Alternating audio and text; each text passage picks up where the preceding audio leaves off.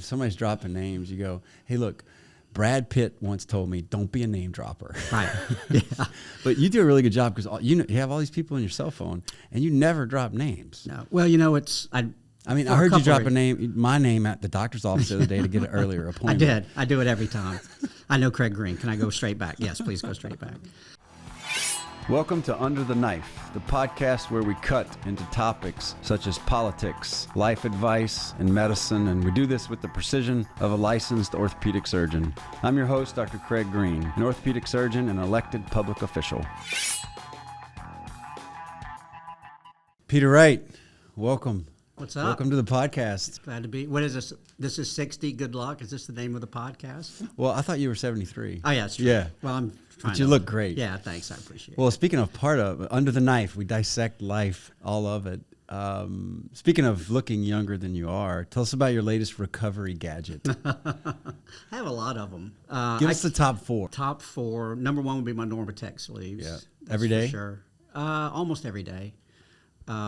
I get a lot of, I do a lot of cold plunge? tubs, yeah, over at Trifecta Sports. Can you stay in, is it 50 degrees or 34 or what? It's 51. 51. And I do, I can get up to 6 minutes. That's But, hard. the thing is, so I'm all about shortcuts. You can wear the boots. Yeah. And that really. I wear the breeches too. Oh, do you really? Yeah. I don't do the bridge now, and I keep my arms out. Yeah. Yeah, if you keep your arms out, you're good. Once your hands go in, it's over. The first time I did it, I wear the neoprene, and the toe covers because that's the worst. And I played a song. I played Nelly, "It's Getting Hot in Here," and that helped me. I'm going to make it to 2 minutes. So now, if you wear this, if all it's covered, what is it? Good is it doing? What was? It still is a shock. Really? Yeah. And have you ever read any of the research, like what it does to your immune system, your neurologic system? Actually, your confidence, all kind of things. Yeah. I've done a lot. I know a lot of our clients use them, and that's kind of where I got turned on to the cold tub. And I'm in a high-stakes negotiation right now with my wife to get a cold tub put into our new house once we move in. So, have you figured out who her, the snake charmer friend might be, Yeah. Like for my wife, if I have an idea, I'm like, well, she won't go for it. But if I talk to Nicole first, and if Nicole tells her 3 days later, it's like a great idea. Yeah, interesting enough, it's probably one of our 7 kids. Okay. And depending on what it is, like something like that, I'd probably go to Kendall first. When she won't listen to me, I'll kind of bribe one of the kids, like, hey, go get your mom. And slip this idea. Yeah, I need this really bad. Yeah. Most of them are rolling their eyes at me half the time anyway. So you just got to find the right one. That's it. And I like how you said you're in negotiations. Yeah. It's all negotiations. It's always something. What's number 3 on the recovery? Let's see. Number 3 would be massages. Okay. Number 4 would be I've got a scraper. Mm-hmm. And so I'll scrape, and then I just bought this thing called I think it's called True Fix. And you put it on your arm, and it's got kind of a scraping mechanism that'll stretch out those tendons and things. And you're about to have a surgery, I think, too. Yeah. I'm due about every year and a half I like to get a surgery. Well, you're just trying to chase the propofol, That's it, man. It's a great feeling. You get really good sleep every year and a half. So I'm doing that, and then I guess my 5th one would be out of my gadgets. MJ bought I don't even know what it does, but it feels really good. You put it on your face, and it's infrared and makes you feel good, sleep good. Ours comes in today. We got a red light, an infrared deal. They're different. Yeah. Oxygen chamber, and our pool has been so cold that have been jumping in that. It's been 50 degrees. Yeah. And then we go hot tub back and forth. That's invigorating. Yeah. Do you do cold first or hot first? I do hot first. Yeah. But if I go always take an easy way out. If I go to the stable or wherever, there's no hot. Yeah. It's just cold. It's real. I didn't find it was that bad. You can build up. Yeah, you do. I know that, I have some clients that literally after every game, regardless whether it's on the road or at home, they will cold plunge after every game just to rehab their bodies. I think it's real, and I think there's a research article, maybe out of Sweden or somewhere, 11 minutes a week. Yeah. It doesn't have to be an hour and a half. You just do a little bit total, and it's helpful. Yeah. So Whatever comes out next, I'm sure you and I will be on it. I'm in it. Now, golf gadgets, I've got. How many of those do you have? Oh my God, I've got you can't name a golf gadget, and I can promise you it's in my garage. I've lent some to your brother-in-law. It worked because we played in the tournament recently, and you won the money. I did. Yeah. But I always tease. Instagram gets me more than anybody. It's autofill. It is. It's not fair. It literally pops up everything that That's I like. right. I don't have to do anything but go, yeah, I'll take that. And then it shows up. Yeah, and it's at the door like magic. So. You know, one of my partners, Dr. Griffith, he used to say at the end of a long day, he would look at a Cabela's catalog back in the day, and he was like, I deserve something because this was really a hard day. So we'd order something and then it'd show up a week and a half later. And now Instagram, I mean, it's just too easy. It is. I think a lot about, man, I gotta shut it down. I gotta quit, but I can't. Right. So. Well, tell us, okay, your work is one of the most fascinating jobs that I think people would care to know about. Yeah. You can't mention names, of course, but thank you also for going from famous people to just normal people. Whatever. Yeah. But so tell everybody what you do and your partner, because y'all have two different sides of it. Yeah. So first of all, you're the most famous person I know.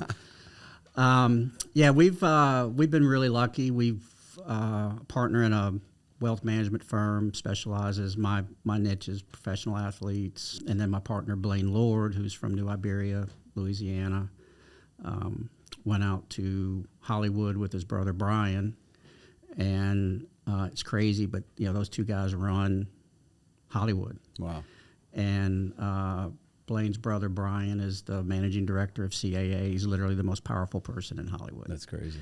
And as he had actors and actresses that were having financial difficulties, he'd send them to Blaine. So Blaine built out this practice of helping actors.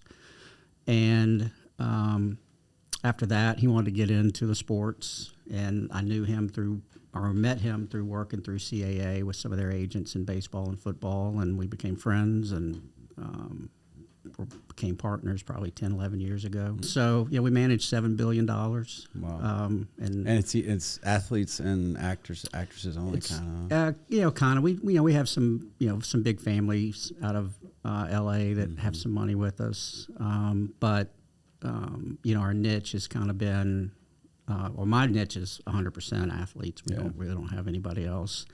Would like to, but it's a different kind of niche. It requires a lot of time. A lot of people go, hey, will you, do something? I'm like, you really don't want me. I don't, Because for some of them, you'll go buy their cars and stuff, right? Cars, homes. We manage their families. Right. And it's a very rewarding job. I think people look at it and think it's a really cool job. A lot of babysitting. I don't think it is, but it's got a we were talking earlier, it's kind of got a wow factor at the very beginning. And you'll kind of be sitting somewhere or hanging out with some people, and you're like, man, I can't believe I'm I'm sitting in this room. Right. And then after I've been doing it now for almost 18 years. It's just kind of like. Well, you know what you're really good about, and you and I are both comedy. We love comedy. And Brian Regan, I think we even went to one of his shows. You turned me on to him. And you remember the one, I Walked on the Moon? Yeah. Because there's always a name dropper somewhere, right? And they're like, oh, I know so-and-so, and me, yeah. And you go, oh, the airport in Aspen has a short runway or something like that. And he goes, I always wanted to be the guy that walked on the moon. Yeah. Because you just let him go. Yeah. And then after a while, you're eating your chips at the dinner party, and you just go, yeah, what about you? Oh, I walked on the moon. Yeah. And that's all you got to say. That's all you got to say. Yeah. And somebody else, maybe it was you, told me, if somebody's dropping names, you go, hey, look, Brad Pitt once told me, don't be a name dropper. Right. Yeah. But you do a really good job because you have all these people on your cell phone, and you never drop names. No. Well, I heard you drop my name at the doctor's office the other day to get an earlier appointment. I did. I do it every time. I know Craig Green. Can I go straight back? Yes, please go straight back. It's weird because, I hate, like the guy you described, I hate being and it's kind of hard because what I do 95% of my time is I'm dealing with people that are considered famous and whatever. So when people ask me, I'm really, I think I sometimes do the opposite, and I come off as being aloof or whatever but I don't want to drop a name. No. I don't want to sit. But if you ask me, hey, what'd you do today? I would literally could sit here and tell you, well, I talked to this guy. We did this, and then it goes, oh, well, listen to that guy. He's name dropped. Well, I'm not named. You asked me what I was doing. I did. Yeah. And so over the years, I've just kind of gotten to the point where, I just kind of. Well, you're one of my closest friends, and I'll tell you what I appreciate about is we talk about life. Right. And those names never come up. Right. And what I get from you is that those people are human just like us. Oh. I mean, they've got the problems that we've got. They've got bigger problems mainly. The more commas, the more problems, I guess. For sure. Well, and that's you stayed normal through all of that. Yeah, that's the rewarding part of the job, really, Craig, and your job too, is that when you're helping people, and you're helping people that if you weren't doing it, maybe they'd be helped by somebody that really wasn't looking out for their best interest. Right. And so you take some of our guys, and they come from some pretty rough backgrounds, and they've had a chance to make a lot of money and do things where they're changing the direction of their family for the rest of their lives. Not only their life, but other people's lives in their family, kids, grandkids, whatever. It's generational wealth that these guys are generating. Mm-hmm. So to be able to help them do that, accomplish those things, and help them, because a lot of them they don't really know that they can even do it because they've never been in a position to even know.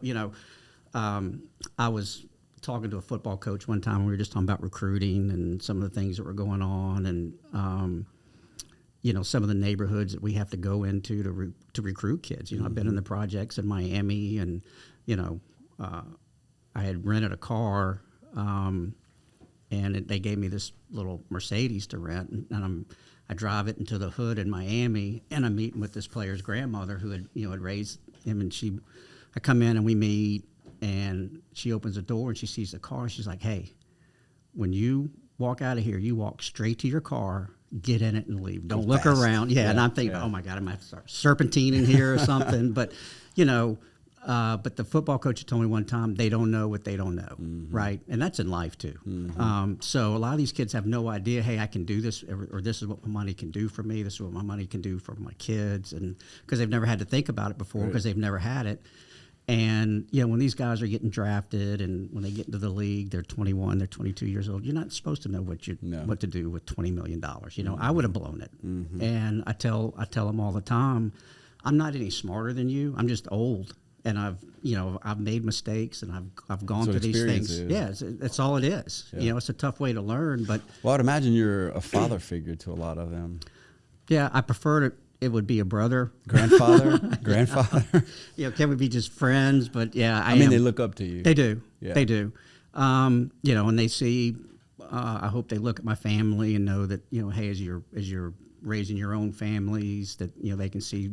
Because a lot of times, most of them come from broken families, one-parent families, or raised by grandparents. I had one of my closest clients was literally a crack baby, and his dad was in jail his entire life, and his mom lived on the streets of Miami, and he never dealt with any of them ever. It was his grandmother that that raised him. So you also, I've got a little foundation for disaster relief throughout the world, and Kristen's got a little foundation with her clothing deal. But it's been really cool to be a part of the Joe Burrow Foundation, and his two pushes are childhood mental illness and food islands. And just to see the amount of good that you can do in the job that you do is incredible. Yeah. Because that's made a big impact already. It is. And that's another cool part of it, is go somewhere with these guys and you can see the impact that they have just being in a room with someone, right. And they're, they can literally change a kid's life just by being in a room. Someone like Joe taking the time out to talk to someone, and you never know how that's going to affect right. somebody down the road. And to me, if there's a cool factor in what I do, it's like when I go to places with these guys and we walk into a room and I see faces light up and I see what these guys are doing and how they're impacting other people's lives. And, the majority of them want to do that. Right. They want to do the right things. I think there's a big misconception out there on athletes, and our guys are phenomenal human beings. Mm-hmm. They all make, phenomenal dads. And so kind of as that father figure type, I'm proud of them. Right. And I'll text them all the time and just tell them, hey, man, I can't tell you how proud I am mm-hmm. of you and what you become. Not that you're a great football or base, whatever right. it is they do, but you're a they great get that human all being. day. Yeah. And they all want to be that mm-hmm. that person. So. Well, and to be reinforced. And you and I had great dads, so it's kind of we saw like the Gleason movie was really good. Take Right. the good and improve on the bad. But, a lot of them don't have that male figure Right. that says, hey, you're doing a good job. Right. You and I had great dads and family units to encourage us, Right. but a lot of them don't, right? A lot of them, inside of that family, there are people trying to, get to them or get something from them or whatever, so that when someone say, hey, man, I just want you to know I'm proud of you, Mm-hmm. and there's times where guys might have bad games or whatever, and I'm literally sending them a text just like, hey, man, I just love you. Yeah. I don't, that was a tough, we're going to swallow Yeah, it, but I love you and I support you. And They probably like that just as much as the 100%. Yeah. Yeah. I don't ever really talk about games or, Right. that's not my job. Right. I know whether they're doing well or not, and I kind of know how based on what they're doing, how they're going to get paid, but that's not my job. Well, and they could be goat or hero too. I mean, 100%. In a day. Yeah. Go from one or to the other. Right. So. Well, I gained inspiration. My brothers and I and sister, we would laugh because every Wednesday he'd just go through from the oldest to the youngest, and it's about a 6-minute call. Yeah. And it's coming. And you go, hey, how's your day going? Yeah. Oh, it's going this. And then he'd kind of, and bless him, he's nearing the end. But I'm grateful I had a great father for, let's see, how old am I? Yeah, 400 years old. But he would call and go, man, I'm so proud of you. Yeah. And go Tigers. And if you're in the middle of saying something and he had to go, this is how we close a conversation now. We go, good enough then. Because in 3 seconds he's hanging up. Yeah, yeah. Look, words of affirmation, it's my language. Yeah. I think for a lot of males it is. But, everybody, no matter how, wealthy you are, how, popular you are, you still want to know, hey, someone out there loves you, cares about you, and, is proud of what you're doing based on whatever it is that you're doing. So. Yeah, that's a great book, The 5 Love Languages. Yeah. There's words, time, gifts, service, and touch. Yeah. And I'm definitely words and touch. Yeah, I'm words. Yeah. Melena's You're touch. doing a great job on the podcast. Yeah, thank you. Is this good? Is this good? Yeah. So, but that's the rewarding part of the job. Yeah. And it's, and we got a good staff, and the staff gets close to the guys also. Mm-hmm. And in our business is about trust, Relationships. Markets are markets. Right. But it's relationships and it's trust. Mm-hmm. And Can you share, like, if you could probably write a book about some of the stories. I could. Could you tell an anonymous story of any kind? Yeah, I had a player that was a very good player in the league that he was playing in. And he had a uncle that came up with a great idea that, hey, I'm going to call this drug dealer and order whatever, but in the meantime, I'm going to get my friend to rob him on the way. And, we're going to rob this guy, get the drugs and the cash, right? And so the player calls me, and he's like, hey, I got a problem. And so what happened is the drug dealer figured out that, that's what this guy had planned. So he calls, and he says, hey, I want my money back plus interest plus the drugs, or I'm going to kill your grandmother, who was the person who raised, And so that's serious. That's a little serious, right? We're going to call Uncle Peter. Yeah. But we can't turn around and just go pay a drug dealer, right? Because we're in contract negotiations. If ever got out that money, then it automatically would think it was. So we're having to finagle, get money moved around and find people in a town. And I had to fly the grandmother to the town where the player lived and put her up in a hotel for 2 weeks while we made sure that, she wasn't going to get killed. Yeah, that she wasn't going to get killed. And she had health issues, so we kind of had to, do all kinds of things to get her set up while she was there, and then get this guy paid for and get everybody back to a kumbaya state of, hey, promise me when we send her back, you're not Right. gonna, but that's, Well, then I bet when you get home and your son's like, Dad, I made a B- on my test, you're like, it's going to work out fine. Yeah. I think a lot of people look at me and see the things that we do, and they're like, you're crazy. And I am. Yeah. It is crazy. Well, I think the standard, like the lowest anybody can go crazy is a 4. Yeah. Nobody's less than a 4 crazy. No, for sure. But especially in our practice, there's certainly better ways. Yeah. I have a lot of people come to me a lot and want to talk to me about my job, and they want to do what I do. And the thing that I don't know how, it's kind of in business, you don't know how you get from point A to point B. You only know that you would never do it again. Right.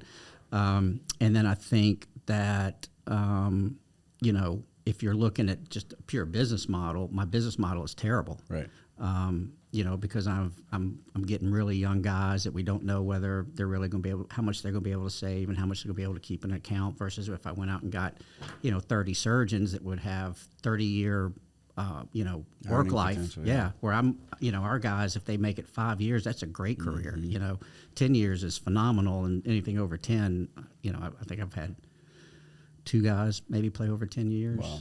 At 30 years old in the NFL, you're done. Like, I don't care how good your stat was when you were 29. If you were going to the negotiating table at 30, they were going to discount it just because you're 30. There's somebody else going for your job. Yeah, for sure. Well, we're working right now with the draft for this year, and I tell everybody, I'm like, look, when you get drafted, that's the last day that team loves you. Yeah. From that day on, they're looking for replacements for you. Right. They're either going to find someone that does it better or cheaper. Yeah. And they're not gentle when they let you go. It's like, hey, we appreciate everything you've done. We're going in a different direction. Good luck to you. And you're out the door. And you watch Hard Knocks and all those, and you can see, guys getting cut, and it's not, Right. But guys understand it too. That's probably when they need you the most. Yeah, for sure. Yeah. Well, that's when our job really starts. Honestly, right. It's easy when the guy's making $20 million a year to be the financial advisor, because money's just coming in, pouring in. Yeah. The hard part is when the careers are over, and now you've got to manage the expectations. Budgeting becomes harder. It's really hard when you've spent at a certain level for so long, and then all of a sudden you got to come down. It's almost impossible. So we try to work with guys during their careers to get that number down to a manageable number, so that when their careers are over, they're kind of prepared. But that's the hard part of the job. Does that work well at home too? It doesn't work at home. I need a me. Actually, I have one. My assistant Jenny, she yells at me all the time. So work wife. Yeah. That sounds like a book name. I need a me. Yeah. But it's the hard part of the job. Yeah. And that's when our work really starts. Right. Up to that, we're collecting checks and, doing what we need to do. But we're trying to get these guys set on a path, because, you look at it and, you can sit there and you look at your account and you go, well, I got whatever millions of dollars, and you're 30. Am I rich? Yeah. But, that money's got to last 60 years. That's right. So if you're going to continue to, live a certain lifestyle, you've got to, you got to know where you stand. What percentage of them do you think get it? I think all of them get it at some point. Some of them just get it too late. Yeah. But I think that they all understand. But I think when they hear stories and they're young, they just think, oh, well, that's not going to happen to me, right? Or I'm making this much money. That happened to that guy, but he didn't have the money that I had. I still laugh at it was great advice, because one time we were getting a new back porch in U Club, and you lived there together. And they said, do you want the real copper? And we're like, of course we want the real copper, not knowing that we get the faux copper, and it looks the same for a whole lot cheaper. And I think you had one client that was getting some sort of teeth thing, and you tell them, like, why'd you get the real diamonds? People know you're rich. Yeah. Just get the... I still tell them to this day. I just had a guy lately that bought some diamonds, and, when they're in college and they're wearing these, well, now with NIL it's a little different, but, 3 years ago, if a guy was wearing a blinged out, deal, it had to be fake, because he's in college. He's not making enough money to afford $150,000 deal. But once you get paid, everybody knows you're rich. So whatever you wear, they're going to assume it's real. It's still my best business idea I think I've ever had, is just to come up with a cubic zirconia deal and go to all the teams and, hey, we're going to make this, because guys get ripped off all the time. If somebody knows that you're wearing a $150,000 chain, right. You go into some spots, people are going to go after it. So, let it be worth $2,500 and let them rip it off, and you don't need to fight about it. Right. You just let it go and go get another one. Maybe made. Just come up with a knockoff G-Wagon. Yeah, that'd be a great idea. A little late for me, but So what about your travel? How many days a year do you travel? So COVID was great to me for travel. With the implementation of Zoom, it really made our business, up to that point, I was going everywhere all the time, three days a week, weekly. based out of Beverly Hills, so I'd spend a lot of time out in California. But now with the Zoom, it's a little easier, and guys are open to it, because when I'm going, again, they're 23, 24, 25 years old. They don't want to sit around for half a day and talk about markets and stuff like that. They just want to know if they're okay. What do I need to change? And okay, thank you. So, for me to fly all the way to Green Bay to have a, hour and a half conversation and fly back, especially trying to fly out of Baton Rouge where there are no directs, the hardest part is just getting there. Yeah. The easy part's doing the meeting but then coming back. So COVID was a good thing for that. It was for that. Yeah. So we do a lot of Zooms. I still go out. I want to see the guys. I think, when you have that much money with someone, you deserve, to sit, if they want to see it. Which most of them do. They don't want to stay. They don't want me to stay for long. But I've always said that I understand what your money's doing and what we're trying to accomplish. But what's more important is that you understand what your money's doing and why you own certain things and why we do things a certain way at LourdMurray. And that takes face to face, and that's building trust. And I don't think you get that over the phone. But we're in constant community. We text or call our guys almost on a daily basis because we're so involved in their daily.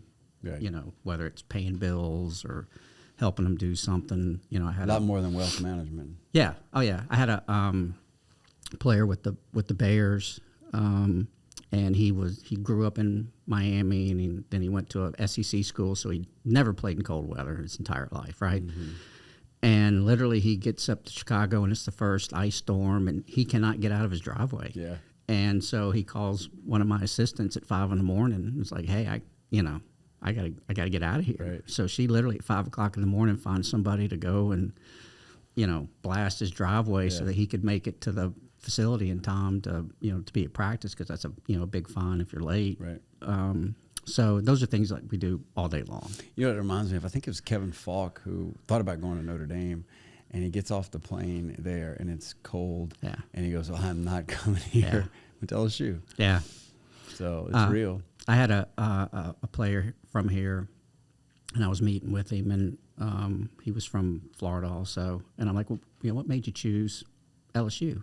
He's like, I was watching him play one night on TV, and I liked the purple.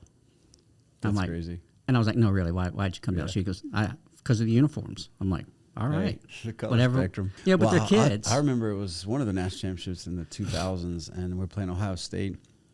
And there was a guy from Ohio State. He goes, y'all are going to kill us. I was like, why is that?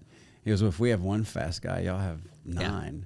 I said, well, why is that? He goes, because football players like pretty women and warm weather, and y'all have way more of that than we do in Ohio. Now, this year, Michigan won it, but... Yeah, it was weird. After that game, I was talking to some of the guys, and they were like, there was no doubt we were going to win that game. Like, we just knew we were so much better, because they jumped out early. But they just knew from watching film and that they were so much better than Ohio State that it wasn't going to be a ball game. Well, you might want to look into. Kristen put me on to something, a psychological term called manifesting.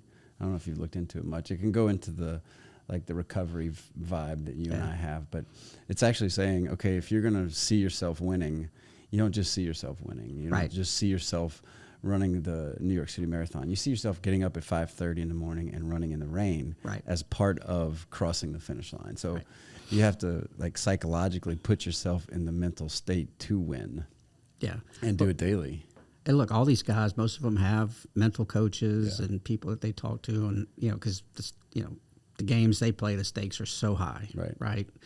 That they're trying to get any edge they can to to do well. So, I 100% believe in that. So we need to wrap it up, but tell me this.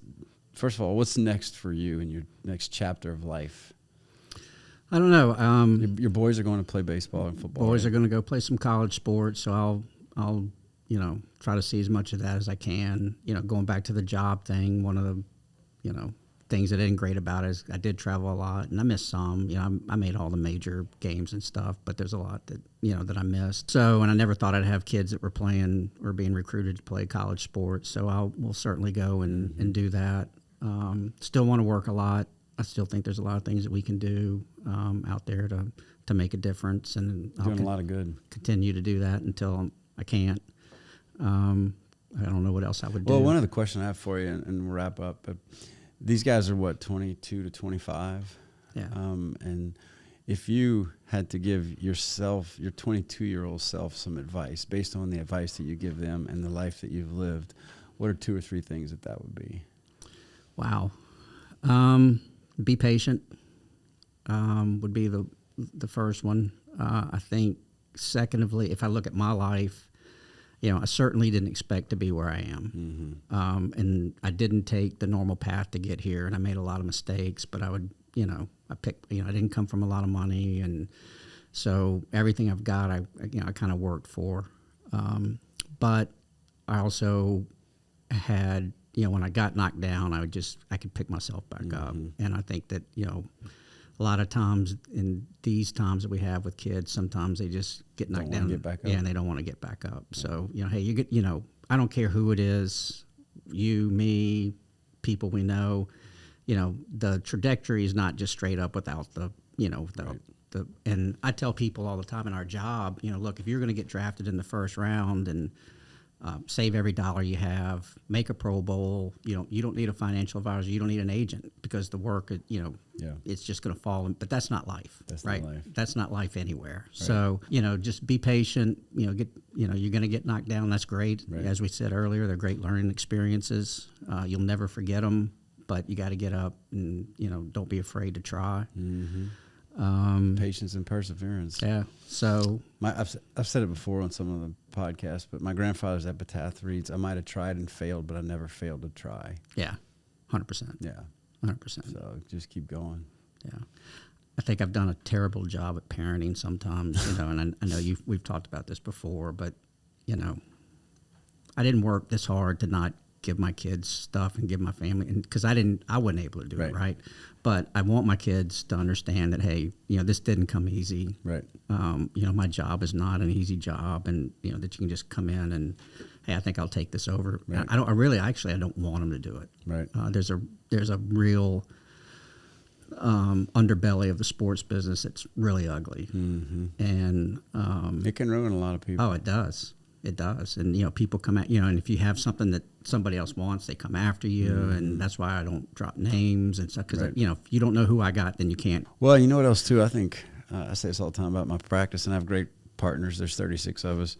But a lot of times, and I think this is life, too. I think this is why the show Survivor was so popular, is because it's true in life. You have to make alliances. Yeah. And I consider you an alliance. We hang out, talk 100%. about what we struggle with, what's working, what's not working. And I can't imagine people that go through life without those, alliances or survivor friends, Well, you and I are hooked on the Nature's Medal and all that. But, it fascinates me, though, because you just don't think about what's going on in that jungle for people to survive. And that's life. It is life. It's the animal kingdom. You got me hooked on that. And you got me hooked on it so much.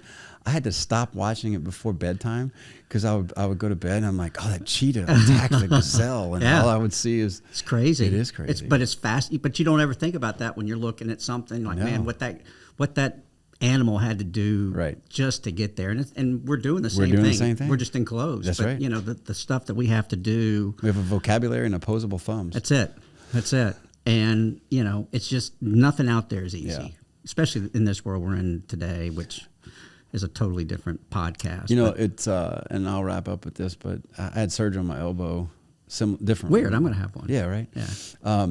And I was watching this nature documentary. I love documentaries, and it's called The Chimp Empire. It's really good. There's 4 episodes. Somebody told me about that. And in one of them, they live till 65. They form tribes. They have ways of communicating, and Netflix does a great job of it. And my wife's like, why are you watching chimpanzees? But I'm learning stuff it's about survival. 100%. And one of them gets his arm ripped off in a fight at age 22 and goes on to live to 65. And there's no disability policy. Nobody's like, oh, are you okay? Right. He's just like, surviving. I better go. Yeah. And I had a little bit of a nerve palsy as a result of that. But I could still operate and I could still do my job. It just was inconvenient. And I kept thinking about that chimpanzee that's like, well, he just said, I better figure out a way. Yeah. And that's what you have to do. That's what we all do. Yeah. It might look, it might look easy, but I mean, we're all. And I think parenting is hard because sometimes you want to keep the training wheels on for too long. 100%. I'll never forget my daughter got back from camp one time and she had gone to spend a couple extra, Christian camp, great deal, but she went to Highland Park to hang out with some friends, stayed there a couple extra days. Tough crowd. Yeah. And so we're driving back down Highland Road. We live in a nice house and out of nowhere, she goes, "Hey, Dad, I mean, I have a trust fund, right?" And I go, "Well, you can trust that you're going to get an education, and you're going to trust that you're going to get married once. Right. So I guess technically, yes, but you don't have something you're just going to like feed off of the rest of your life." Yeah, that's it's a good point. And one thing I tell my kids, but also our clients, is like an NFL locker room is a tough place to hang out. Mm-hmm. Tough place. Like there's always going to be somebody that has something better than you, bigger than you. Doesn't mean they can afford it, but some of them will go buy it anyway. And you kind of got to put blinders on and just, have your plan and stick to it. But because if you start looking around, you're never going to be happy. Comparison's the thief of joy. Oh my God. It's just, it's a battle you'll never win. Like, well, that, and we've talked about it on the podcast before too. I tell my kids all the time. I think there's a saying that you're the average of the top 5 people you spend time with. Yeah. I mean, that makes me grateful for you. Yeah.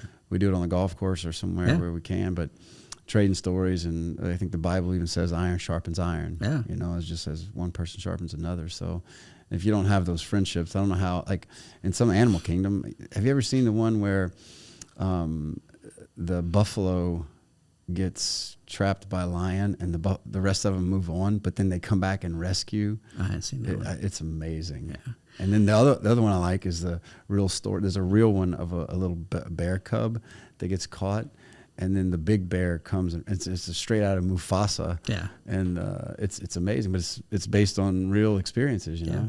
Well, look, when we leave this world, and I just lost, one of my best friends suddenly, and, his funeral was a testament to him, mm-hmm. right?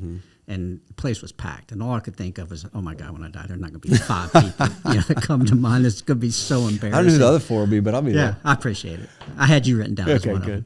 But, that's your legacy. That's your testimony, and that's what I want my kids to understand, that it's not about, what we're doing or what we make but it's, at the end of the day, that you were loved and that you had people that considered you a friend and mm-hmm. considered you a decent person.